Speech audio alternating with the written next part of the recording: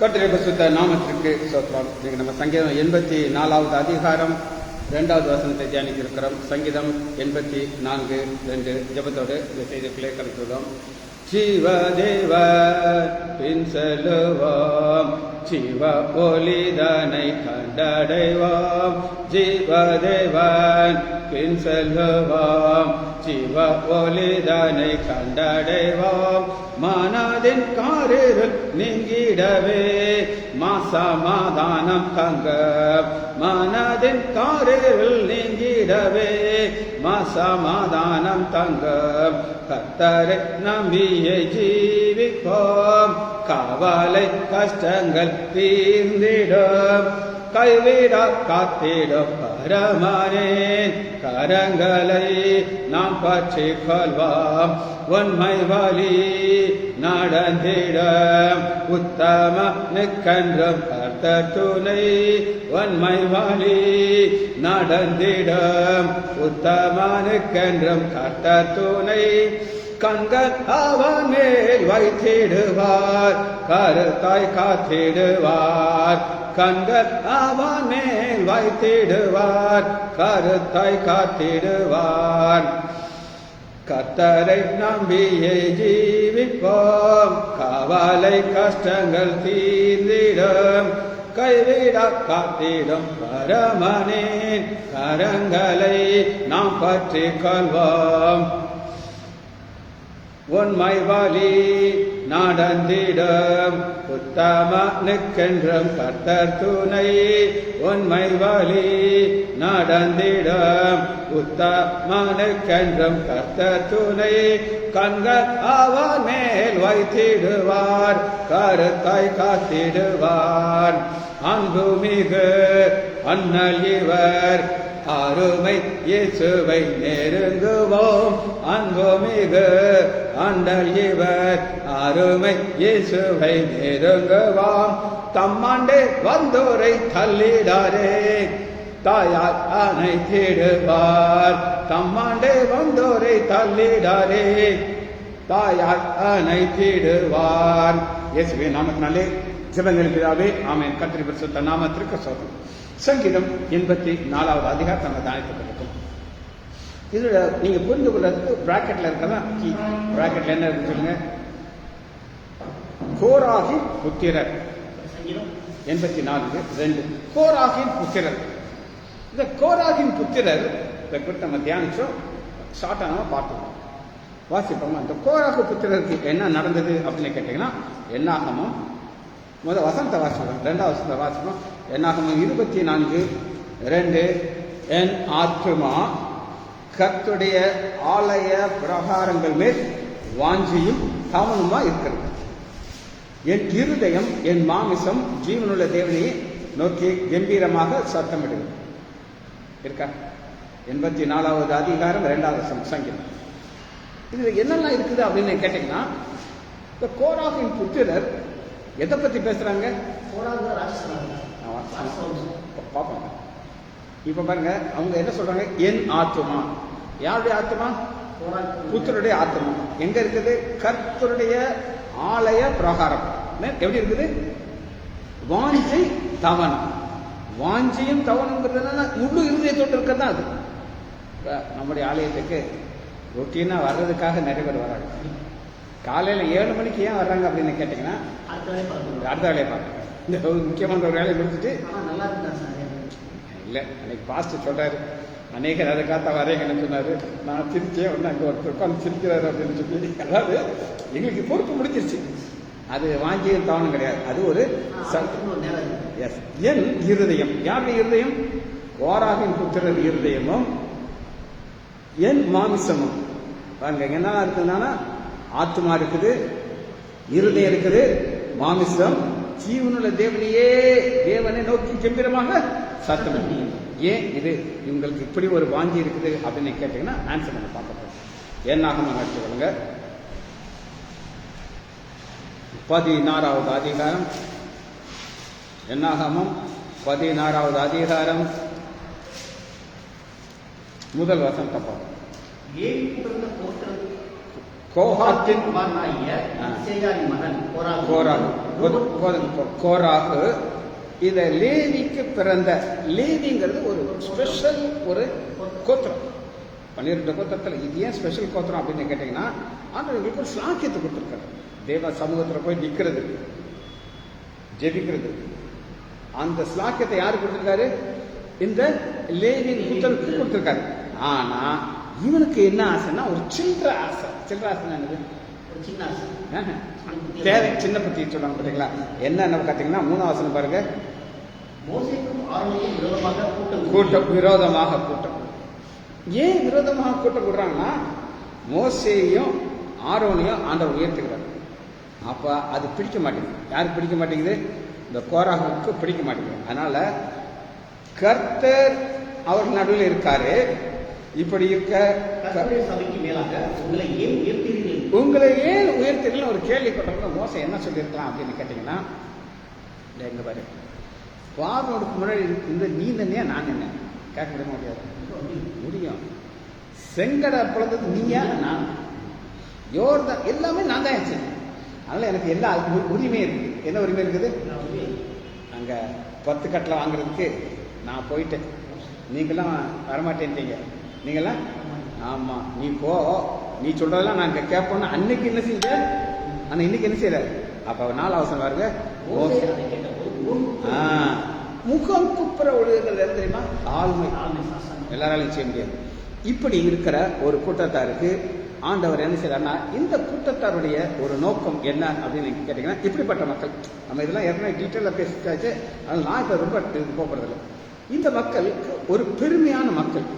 இதை நம்முடைய ஆண்டவராக இயேசு கிறிஸ்து வாழ்ந்த காலத்துல அவங்களை எப்படி பார்க்கிறாரு அப்படின்னு கேட்டீங்கன்னா, மத்தேயு 23:5 நம்முடைய ஆண்டவராக இயேசு கிறிஸ்து வாழ்ந்த காலத்துல இப்படிப்பட்ட ஒரு கூட்டத்தார் இருந்தாங்க.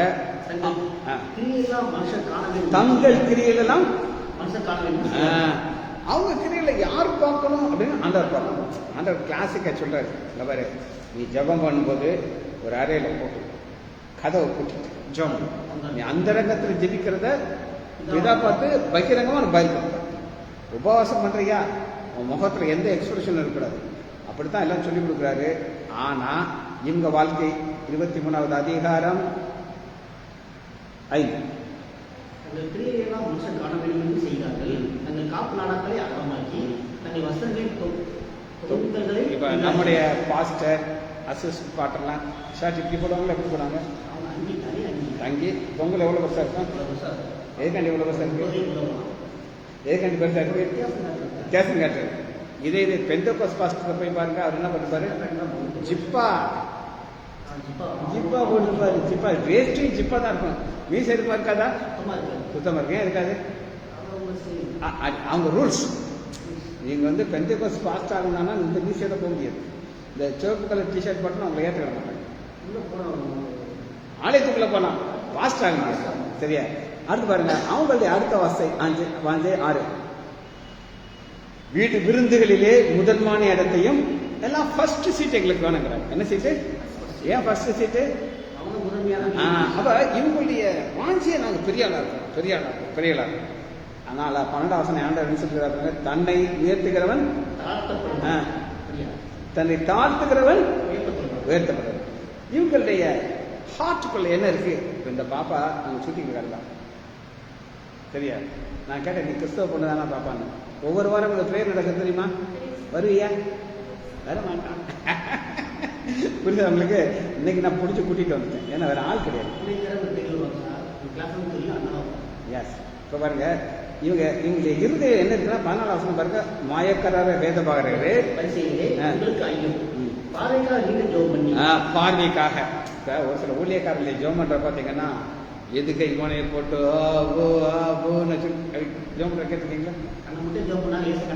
திறந்து பாப்பா. கரெக்டா புரியுதா உங்களுக்கு? அது பார்வைக்கு ஜெபம். ஆனா ஹார்ட் என்ன சொல்லுது? இதழின் வீட்டை பட்சித்து போடும். நம்முடைய ஆண்டவராகிய இருதயம் எப்படி இருந்துச்சு அப்படின்னு கேட்டீங்கன்னா, மத்தேயு 26வது அதிகாரம் 39. மோசே நம்முடைய ஆண்டவர் ஒரே டைப் வாங்க இல்ல, சற்று அப்புறம் போய் முகங்குப்புற விழுந்து என் பிதாவே இல்லையா உங்க இதில் 26 கீழே எங்க பாருங்க. 21 ஆமா 39 அப்புறம் முகங்குப்புற விழுந்து என் பிதாவே. என் பிதா. பிதாட்ட ரெண்டு ஈக்குவல் தான். பிதாவும் இயேசுக்கும் ஒன்னா இருக்கு இல்லையா? ஒண்ணுதான். ஒண்ணுதான். ஆனா தன்னை தாழ்த்துகிறார். எப்படி தாழ்த்துகிறார்? முகங்குப்புற விழுந்து என் பிதாவே. இந்த பாத்திரம் எனக்கு நீங்கள் கூடுமானால் நீங்கும்படி செய்யும். ஆனாலும் என் சித்தத்தின்படி அல்ல, உம்முடைய சித்தத்தின்படி. சரி, இதுதான் நம்முடைய இடத்துல அவங்க ஏசப்பாக்கு தெரியுமா சார்? நம்ம திருவிழா அறைய போறோம், பாடுறோம் தெரியுமா? எல்லாம் தெரியும். தெரிஞ்ச அப்படியே சார் அவசரம் கிடையாது. எதுக்கு அப்படியே அவசரம் கிடையாது. வாபஸ் கிடையாது. நான் சொல்றேன் கேளுங்க. பாத்திரம் தாங்க முடியல. அதான் சொல்றேன், அவர் பாவமே பார்க்காதவர், உலகத்தின் பாவம் எல்லாம் அவர் மேல வர வேண்டியது. இப்போ உங்களை தப்பா யாராவது ஏதாவது சொன்னா உங்களுக்கு கோவம் வராதா? அப்படின்னா போகும். கோவம் வருது. அப்பா நான் எல்லா பாவம் உங்க மேல வந்தா நீங்க எப்படி இருக்கும்? அதே தான். புரியுதா உங்களுக்கு? சரி, இந்த நேரத்தில் அடுத்த வசனத்தை நம்ம பார்க்க போறோம். சங்கீதம் 84 2வது வசனத்துல பாயிண்ட் நம்பர் 2. 84 ஆலய பிரகாரம். இந்த ஆலயம் பிரகாரத்துக்கு அவங்க ஏன் அவர் வாஞ்சியா இருக்காரு அப்படின்னு கேட்டீங்கன்னா, இந்த கோராகு புத்திரர் எங்க போயிருக்கணும் அப்படின்னு நீங்க கேட்டீங்கன்னா, என்னாகமம் 16வது அதிகாரம் 31வது 16 31 இங்கெல்லாம் இதுக்குள்ள போயிருக்க வேண்டியது. அவங்க வாக்கையெல்லாம் போய் முடித்து அவங்க இருந்தெல்லாம் பிளந்தது. பூமி தன் வாய் பிளந்து அவர்களையும் அவர் வீடுகளையும் போராட்டக்கூடிய எல்லா மனிதரையும் அவர் உண்டான சகல பொருட்களையும் விழுங்கி போட்டுச்சு. ஆண்டவர் என்ன சொல்லுகிறாருன்னா, இங்க பாரு, நீ உயிரோடு இருக்குன்னா ஒண்ணு பண்ணு. என்ன பண்ணணும் அப்படின்னு கேட்டீங்கன்னா 24 கோராகு தாத்தான் அப்ரஹாம் இது ஒரு 3. இப்ப பிதாக்குமார் பரிசுத்தாவினர் மாதிரி பிசாசு 3 பேரா இருக்காங்க. கோராகு, தாத்தான், அபிராம். வாசத்துல விட்டு விலகி போங்கள் அப்படிங்கிறாரு. விலகி போகணும் உடனே சொன்னோம், விலகி போயிடணும். போனாங்களா? போயிட்டாங்க. விலகி போனனாலதான் அவங்க என்ன செய்றாங்க? சாகவில்லை. 26:11 வாசம் ஏழு ஒரு கை வச்சுக்கோங்க. என்னாகமம் 26:11 சாகவில்லை. ஏன் சாகல? விலகி போனாங்க. அப்பாதான். ஆனா இவங்க ஆண்டவருக்கு விரோதமா இருக்கான். என்ன செஞ்சாங்க? விலகி போனனால அந்த ஆத்மாக்கு என்ன வந்துருச்சுன்னா வாஞ்சி. அதனாலதான் அவர் எப்படி சந்தோஷப்படுகிறான்னு கேட்டீங்கன்னா 84வது அதிகாரம் என் ஆத்மா. இல்லைன்னா இந்த ஆத்மா எங்க போயிருக்கணும்? பாதம். அடுத்து என் மாமிசம், என் இருதயம் சத்தம் இருக்கிறதுக்கு காரணம் ஒன்னே ஒண்ணு. இதுல ஒரு வாஞ்சை இருக்குது. அது என்ன வாஞ்சை ஆத்மாக்கு இருக்கணும் அப்படின்னு நீங்க கேட்டீங்கன்னா, அந்த வாஞ்சையை நம்ம பார்ப்போமா? சங்கீதம் 42:1.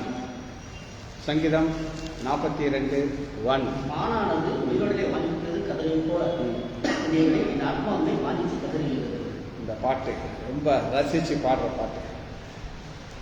மான்கள் நீரோடை வாஞ்சித்து கதரும் போல் தேவனே, தன் ஆத்மாவோமையே வாஞ்சித்து கதறுதே. தஞ்சமே நீர், அடைக்கலம் நீர், கோட்டையும் நீர் என்றும் காப்பீர். தேவன் மேல் ஆத்மாவே தாகமாயிருக்கிறதே. தேவன் மேல் ஆத்மாவே தாகமாயிருக்கிறதே. தேவனின் சந்நிதியில் நின்றிட ஆத்மா வாஞ்சிக்கிறதே. தேவனின் சந்நிதியில் நின்றிட ஆத்மா வாஞ்சிக்கிறே. காஞ்சமே நீர், அடைக்கலம் நீர், கோட்டையும் நீர் என்றும் காப்பீர். ஆத்மா கலங்குவதேன், நேசரை நினைத்திடுவாய். ஆத்மா கலங்குவதேன், நேசரை நினைத்திடுவாய். அவரின் ரட்சிப்பினால் தினமும் துதித்து போற்றிடுவேன். இந்த பாட்டு இங்கிருந்து ஒரு பக்தன் எழுதியிருக்காரு. சரி, வசந்த சங்கீதம் 42:1. மானானது நீரோடே வாஞ்சித்து கதறுவதை போல தேவனே என் ஆத்மா என்னை வாஞ்சித்து. அதனால தான் கோராகு புத்திரர் எங்க போயிருக்க வேண்டியது? பூமிக்குள்ள போனது. ஆனா அவங்களுடைய ஆத்மா தேவன் அளவுக்கு எப்படி இருந்துச்சு? கவனமா இருந்துச்சு. வாசம் திரும்ப வாசம் பார்ப்போம். மானானது இல்ல நீருடைய இல்ல 84:2 தான் அன்னைக்கு வசனம். என் ஆத்மா கர்த்தருடைய ஆலயப்பிரகாரங்களின் மேல் வாஞ்சையும் வாஞ்சையும் கவனமாய் இருக்கிறது.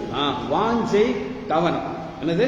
வாஞ்சை வாஞ்சை வேற, தவனம் வேற. வாஞ்சைனா என்னது? அது மேல ஒரு பிரியமா வெறியில இருக்கு. ஒரு சில பொண்ணுகளுக்காக உயிரை கொடுப்பாங்க, பார்த்துருக்கீங்களா? இந்த கையில் எப்படி டைம் டைம் டைம் வெட்டியிருப்பாங்க, பார்த்துருக்கீங்களா? அது நான் அந்த லெஃப்ட் ஹேண்டில் இருந்தாலே இந்த கைச்செடி வெட்ட முடியும். இந்த கோடு அதான் சொல்றேன். அதனால அந்த பிளேடை கையில் வச்சிருப்பான். காரணம் என்ன? வாஞ்சை தவணம் யார் மேல? ஆமா, சரியா? கை போனதான் மிச்சம். இந்த மாமிசத்தினுடைய வாஞ்சை என்ன அப்படின்னு பார்ப்போம். சங்கீதம் 73வது அதிகாரம் 26வது. மாமிசத்தினுடைய வாஞ்சை 70. என் மாம்சம் என் இதயமும் ஆண்டு போகிறது. தேவன் என்றென்றைக்கும் என் இதயத்தின் கண்மலையும் என் மாம்சமும் இறுதியும் மாண்டு போகிறது. மாண்டு போறது செத்து போயிடும். ஆனா கோராகு புத்திரன் சாக வேண்டியது அவங்க சாக. புரியுது உங்களுக்கு? பாருங்க, தேவன் என்றைக்கும் என் இருதயத்தின் கண்மலையும் என் பங்கு மாற்றார். பங்கு நான் இருப்பான். இப்ப இன்னைக்கு காலையில் நான் ஒரு செய்தியை நான் போட்டிருக்கேன். டைம் இருந்தால் யூடியூப்ல பாருங்க. இவர் தான் ரெக்கார்ட் பண்ணாரு. யூடியூப்ல போட்டேன் நான். அதுல என்னன்னா, மார்த்தால் மரியாள் 2 பேர். நீ மார்த்தால மரியாளா? மரியாள். மரியாள் எங்க இருந்தா? ஆண்டோடைய பாதத்தில். மார்த்தால் ரொம்ப பிஸி, குக்கிங், சமையல். அவ ஆண்டவரை ஏத்துக்கிட்டு போயிட்டான். ஆனா ஆண்டவர் சொல்லுகிறாரு, உன்னை விட்டு எடுபடாத நல்ல பங்குங்கிற. அது என்ன தெரியுமா? நல்ல பங்கு, எடுபடாத நல்ல பங்கு நல்லது தெரியாது. நான் சொல்றேன், எங்க மாமியார் இறந்தவங்களோட அவங்க எப்பயும் ஒரு ஹேண்ட்பேக் வச்சுருக்காங்க. அந்த ஹேண்ட்பேக்கை என் மனைவி கைக்கு வந்துச்சு. அவசர அவசரம் உள்ள திறந்து பார்க்கறாங்க. எதை? உள்ள ஒரு செயின் வச்சு பங்கு போட்டுருக்காங்க. நீ இதை வச்சுக்கோ, தங்கச்சி நீ வச்சுக்கோ, அப்படியே 2 பேரும் வச்சுறாங்க. இது எங்க மாமியார் கூட போச்சா போகலையா? ஆனா அந்த அம்மா விவரமானது, யார்ட்டையும் கொடுக்காது. எதை? பேக. அண்ணன் எப்ப சாவா கிடைச்சிச்சா ஒரே சந்தோஷம். யாருக்கு? 2 பொம்பளை பிள்ளைகளுக்கும். இது எடுபடக்கூடிய நல்ல பங்கு. நல்ல பங்கு தான். 38 மாமியார் பேகு. அதான் இது உயிரோட இருந்தா. ஆனா ஆண்டவர் சொல்றாரு, ஈடுபடாத நல்ல பங்கு என்ன செய்ய முடியாது? உள்ள இருந்து எடுக்க முடியாது. எங்க இருந்து எடுக்க முடியாது? எங்க மாமியார் ஹேண்ட் பேக்ல இருந்து தூக்குன மாதிரி இந்த நல்ல பங்கு அது ஆண்டோடைய பாதத்துல இருந்தா தான் கிடைக்கும். அதைத்தான் நம்ம அங்க பாக்குறோம்.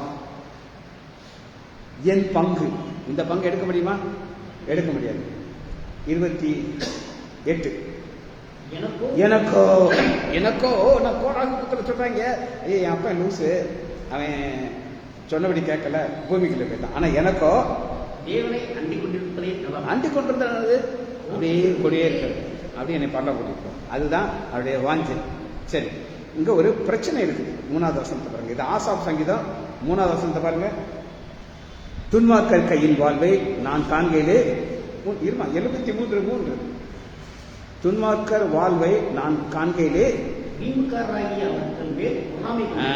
ஐயா, நம்ம பைபிளை தூக்கிட்டோம், ஏசப்பா பள்ளியா வாழ்றோம். உன்னை யாராவது திட்டுறாங்க, அப்ப நீ என்ன நினைப்ப? வருத்தப்படுவார். ஆனா எவ்வளவு நாளைக்கு அப்படின்னு கேட்டேன்னா, இங்க பாருங்க 17. அவர்கள் முடிவு. யாரு முடிவு?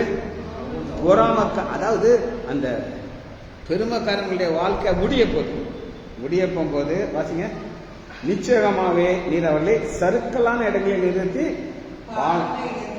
அவங்க பாராயணத்துக்குள்ள போறாங்க. ஏன்னா பேச்ச ஆண்டவர் மறக்க மாட்டார், மன்னிக்க மாட்டார். ஆனா எனக்கோ தேவனை அண்டிக் கொள்றதுதான் ஒரு பெரிய சந்தோஷம். சரியா? சரி, இப்ப இவருடைய அடுத்த வாஞ்சை நம்ம ஒன்னா பார்த்துட்டு இருக்கோம். அடுத்த வாஞ்சை நான் காட்டுறேன். சங்கீதம் 143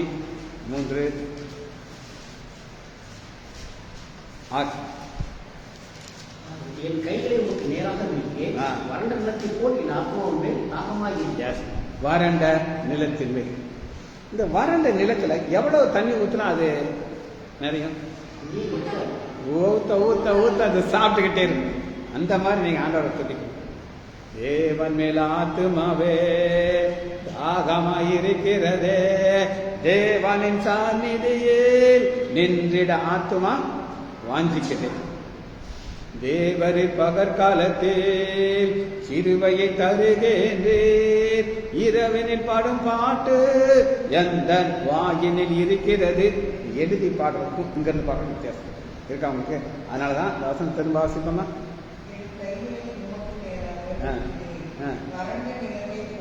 வறண்ட நீளத்திலே என் ஆத்துமா. அடுத்த வாசிக்க பார்ப்போம். நான் குழியில் இறங்குவதற்கு ஒப்பாவது. அப்படிக்கு குழியில யார் இறங்கினா? கோராகு, தத்தான் உள்ள இறங்கிட்டாங்க. ஆனா இவங்க இறங்கல. அதனால அவங்க ஆத்மா எங்க இருக்கு? குழியில இறங்குறவங்களுக்கு இல்லாம இருந்துச்சு. சரி, 10வது வசனத்தை வாசிங்க. உமக்கு பிரியமானதை செய்ய எனக்கு உமக்கு பிரியமானது. இப்ப 2 வகையான பிரியம். எனக்கு பிடிச்சதை நான் செய்யறது நல்லா இருக்குமா, ஆண்டவருக்கு பிடிச்சது நல்லா இருக்குமா? இன்னைக்கு இந்த செய்தி கொடுக்கறது நான் ஒரு வாரமா அது மண்டையிலே இருக்கு. இப்ப இதே செய்தி நான் அவர்கிட்ட கொடுத்துருக்கேன். எங்க நம்ம ஃபேஸ்புக்ல நியூ இயர் செய்தி நான் கொடுத்துருக்கேன். இது இல்லை, இன்னைக்கு நான் போட்ட செய்தி. முடிஞ்சா 2ஐயும் கம்பேர் பண்ணப்பாங்க. 2ஐயும் அதுக்கு எதுக்கும் ஏன் வித்தியாசம்னா, நான் இந்த 10 நாளா என் மண்டையில் அது ஓடிக்கிட்டே இருக்கு. இந்த செய்தியை நான் எப்படி டெலிவரி பண்ணுறது, அதுக்காகத்தான் நான் ஒரு உதாரணம் வச்சுனேன். ஒரு பெரிய அரண்மனையை காமிச்சேன். இப்போ நான் அங்கே சொல்ல போகிறது கிடையாது. நீ டைம் இருந்தால் யூடியூப்ல 2 எடுத்து பார்க்கணும். ஒன்று என்னது, நியூ இயர்க்கு சொன்ன செய்தி. இது இது இது வந்து என்னன்னா பொசிஷன் 2005 கட்டி கொடுத்துருக்கேன். 2ஐயும் கம்பேர் பண்ணாதான் அந்த ஆத்மா அவருக்கு நமக்கு போதிக்கிறார். போதிக்காம அதெல்லாம் கிடைக்காது. வாசிப்போமா? தொடர்ந்து வாசிமா. உமக்கு பிரியமான எனக்கு போய்த்தரும், நீரே என் தேவன். நீரே என் தேவன் அப்படின்னா என்ன அர்த்தம் அப்படின்னு கேட்டீங்கன்னா, பல கடவுள் நம்ம முன்னாடி இருக்காரு. அது விக்கிரகங்கள் கிடையாது. உன் பிள்ளை உனக்கு எப்படி இருக்கலாம்? விக்கிரமா இருக்கு. முடியுமா? முடியாதா? 2 பேரில் உனக்கு எந்த பேரனை பிடிக்கும்? அந்த பேரை வந்ததுக்கு அப்புறம் ஆண்டவர் மேல உள்ள அன்பு குறைஞ்சிருக்கா கூடி இருக்கா? கூடணும். ஆமா, புரியுதா? அது வந்த உடனே அதைத்தான் சொல்றேன். அதனால அவளை கேட்கறேன். அன்னைக்கு 2வது மூத்த பேரனை கூப்பிட்டு வர்றான். நல்லா ஸ்டைல் அங்கெல்லாம் ஹேர்லாம் கட் பண்ணி இன்னைக்கு கொஞ்ச நாள்ல கண்டுபிடி வளர்ந்துருவாங்க. கடை கண்ணுக்கு முன்னாடி வளர்ந்துருவாங்க. இந்த பசங்க வளர்ச்சியை வந்து பாத்தீங்கன்னா ஸ்டீவை இங்க கொண்டு தூக்கிட்டு நீ தூக்குன ஸ்டீவ் கூட்டு போயில தூக்கிருக்க. இப்ப அவன் எனக்கு மேல இப்பெல்லாம் தூக்க முடியாது. புரியுது சொல்றது? அதான்மா ஆண்டவர் வந்து என்ன செய்யறா, இதுதான் செம்மையான வழி என்ன. சரி, அடுத்த ஒரு வசனத்தை வாசிப்போம். ஏசாயா 26:9. ஏசாயா 26:9. என் ஆத்மா இரவிலே உம்மை வாஞ்சிக்கிறது. நைட்ல நமக்கு என்ன ரொம்ப பிடிக்கும்? தூங்குறது. நைட்ல என்ன பிடிக்கும்? தூங்குறது தானே பிடிக்கும். அப்படிதானே? நல்லா 4 ஊரா பொத்திட்டு ஃபேனை போட்டுக்கிட்டு நல்லா தூங்குவேன். ரொம்ப. ஆனா இவர் என் ஆத்மீரலை உண்மை வாஞ்சிக்கிறது, எனக்குள் இருக்கிற ஆவியார். இந்த ஆவி ஆண்டவரை தேடும். ஆண்டவரை தேடனா காலை நீ எத்தனை மணிக்கு வந்துருப்ப? 6 மணிக்கு வந்துருக்க. 4 மணிக்கு எந்திரிச்சு பாத்ரூம்லாம் போயிட்டு அங்கதான் அதைத்தான் இங்க சொல்றான். எனக்குள் ஆவியினாலே அதிகாலையில உண்மை தேடுகிறேன். இந்த நியாயத்து புக்கத்தை நான் உங்களுக்கெல்லாம் நீங்க யூடியூப்ல நீங்க பார்க்க மாட்டீங்க. பார்த்தா தெரியும். இப்ப நம்ம இதுல சினிமா நடிகைகள் இருக்கிற மாதிரி அமெரிக்கால கலிபோர்னியா அப்படின்னு ஒரு இடம். அந்த மாகாணத்துல தான் அந்த ஹாலிவுட் மக்கள் எல்லாம் இருப்பாங்க. இந்த ஹாலிவுட் மக்களுடைய வீடெல்லாம் ஒன்னொன்னு 10 கோடி 20 கோடி இருக்கும். இப்போ ஒரு தீ வந்துச்சு. இந்த காட்டு தீ வந்து அது எல்லாத்தையும் எரிச்சிருச்சு. அவங்க எல்லாம் இன்னைக்கு ரோட்ல நிற்கிறாங்க. காரணம் என்ன? பெருமை. என்னது? நான் ஒரு சினிமா நடிகன், நான் நடிகை, என் வீட்டுல பெரிய பங்களா இருக்கு. இந்த நியூ இயர் அன்னைக்கு அவங்க எல்லாம் டான்ஸ் ஆடி இருப்பாங்களா? ஆடி இருப்பாங்களா இல்லையா? அவங்கள கூப்பிட்டு என்னெல்லாம் பார்த்தா ஹாப்பி நியூ இயர். இந்த நியூ இயர்ல இன்னைக்கு தேதி என்ன? 12க்குள்ள எல்லாமே சந்தோஷம் போச்சு. அதனால நான் சொல்றாரு, என் ஆவியால் அதிகாலையிலே உம்முடைய நியாய தீர்ப்புகள், இந்த நியாய தீர்ப்பு தான் பயங்கரமா இருக்குமா. நீங்க யூடியூப்ல போய் பாட்டு பாருங்க, அப்படி இன்னும் எரிஞ்சிட்டு இருக்கு. அதை யாராலையும் அணைக்க முடியும்.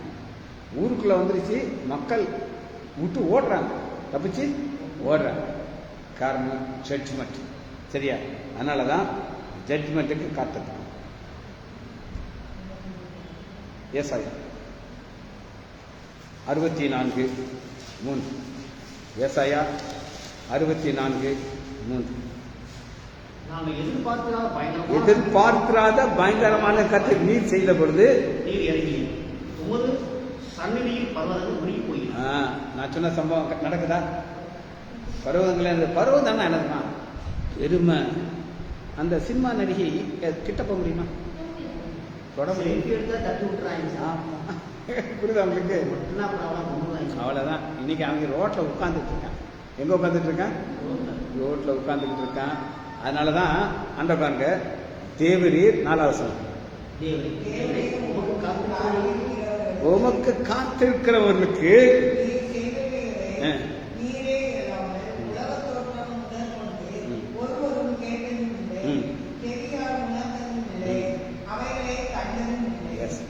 உமக்கு காத்திருக்கிறவங்களுக்கு சொல்லி ஆண்டவர் ஒரு சில ஆசீர்வாதம் வச்சிருக்காங்க.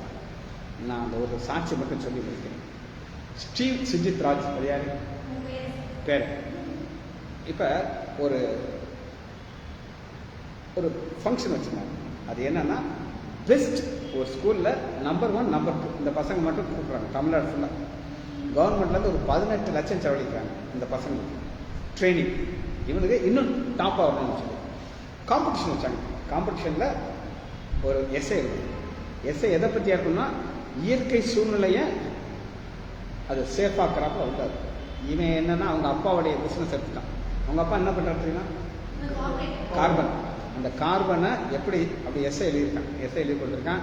அதில் செகண்ட் ப்ரைஸ் வந்து எத்தனை செகண்ட் ப்ரைஸ். அடுத்து ஒரு டெஸ்ட் காம்படிஷன் எதுன்னு தெரியுமா? Maths quiz. மேக்ஸ் எனக்கு நான் சுட்டுப்பட்டாலும் வராது. மேக்ஸ் குவிஸ்ன்னு கேள்விப்பட்டிருக்கேன். நான் கேள்விப்பட்டிருக்கேன். நீங்க கேள்விப்பட்டிருக்கீங்க? என்னது அது? புரியாததை கேள்வி கேட்பாங்க. இவன் பதில் இவன் அது ஃபர்ஸ்ட் மார்க் பண்ணிட்டான்.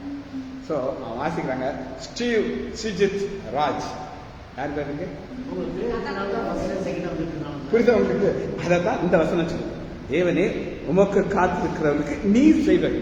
இப்போ கோராக்கு புத்திரர் ஆண்டவருக்காக காத்துட்டு இருந்தாங்க. அவங்களுக்கு ஆண்டவர் ஒன்று செஞ்சார். அது என்ன செஞ்சார் மட்டும் நம்ம பார்த்து இந்த செய்தியை முடிக்க போகிறோம். சங்கீதம் 84:10. 1000 நாளை பார்க்கிறேன் செல்லும் ஒரே நாள் நல்லது. 1000 நாள் நான் வாழ்ந்து என்ன ஆச்சு? உங்களுடைய பிரகாரத்துக்குள்ள ஆலயத்துக்குள்ள நான் வந்ததுக்கு காரணம் என்ன? குழியில இறங்கல. ஏன் நான் குழியில இறங்கல? அப்பா பின்னாடி நான் போகல. அடுத்த வாசம் ஆகாமியர்னா என்ன அர்த்தம்? கிண்டல் அடிக்கிறவங்க. மோசையை பார்த்து கிண்டல் அடிக்கிறாங்க. நீ பெரிய ஆளா, நீ ஏன் உன்னை உயர்த்துற, நாங்களும் தான் ஏன் பெரிய ஆளு அப்படிங்கிறாங்க. அந்த கூடாரத்திலே வாசம் மனிதரை பார்க்கிலும் இந்த வாசல் படிக்கிறது. இப்ப ஆலயத்துக்குள்ள உன்னை உடவை இல்லை வச்சுக்கோ. அந்த ஆலயத்துல வாசத்துக்கு என்ன கிடக்குன்னு சொல்லுங்க? செருப்பு. ஆமா, அப்படித்தானே. உங்களை உள்ள எல்லாம் வரக்கூடாதப்பா. நீங்க ஒரு கதையா, ஒரு கதை தான், உண்மை சம்பவம்லாம் கிடையாது. அதை மட்டும் நான் சொல்லிட்டு அந்த செய்தி முடிக்கப்படும். அமெரிக்காவில் ஒரு பெரிய ஆலயம், அதாவது அதை விட பெரிய ஆலயத்தை பார்க்க முடியாது. அங்கே இருக்கிற பியானோ வேர்ல்டில் பெஸ்ட் பியானோ. ஒருத்தன் கிராமத்தில் இருக்கிறவன் அந்த ஊருக்கு வர்றான். எப்படியாயும் அந்த ஆலயத்துக்குள்ள போய் நம்ம அந்த பியானோ வாசிக்கிறத கேட்கணும். அங்கே வந்து வெளியில் போர்டு போட்டிருக்காங்க. அதுக்குள்ளே போகிறதுனா ஒரு ட்ரெஸ் கோட். ட்ரெஸ் கோட்னா என்னன்னு சொல்கிறேன். இப்போ நான் இன்னைக்கு செய்தி கொடுக்க போனேன். நான் ஒரு ஷர்ட் போட்டிருக்கேன். ஆனால் எங்கள் வீட்டில் இருப்பேன் நான் என்னன்னாலும் போட்டுருக்கேன். ஒரு டிஷர்ட் போட்டு நான் செய்தி கொடுப்பேன். ஆனால் அங்கே வரும்போது டிஷர்ட் போடக்கூடாது, ரூல்ஸ் கிடையாது. அது அண்டர்ஸ்டாண்ட். அது மாதிரி கோட் சூட் டை கட்டினா தான் எங்கே போகலாம்? ஆலயத்துக்குள்ள போகலாம். இவனை உள்ளே விட மாட்டேன்ட்டாங்க. இவன் நல்லா கெஞ்சி கேட்குறான். ஏன்னா எவ்வளோ தூரத்துலேருந்து வர்றேன், இந்த பியானோ பக்கத்தில் உட்காந்து அந்த இசைக்கும் போது சவுண்டை கேட்கறத நான் வந்திருக்கேன், நீ தயவுசெய்து உள்ளே விடுங்கன்ட்டு. அவர் வெளியில் நின்று கேட்டு பண்ண. அவர் பக்கத்தில் ஒருத்தர் ரொம்ப சோகமாக உட்காந்துருக்காரு. இவர் அவன்கிட்ட சொல்கிறாரு, ஐயா நான் எவ்வளவோ ஆசையாக வந்தேன், என்னை உள்ளே விடலன்ட்டு.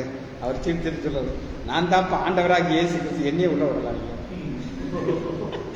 என்கிட்ட சூட்டு கேட்கறது, என்கிட்டப்பா சூட்டு. கதையா இருக்கு.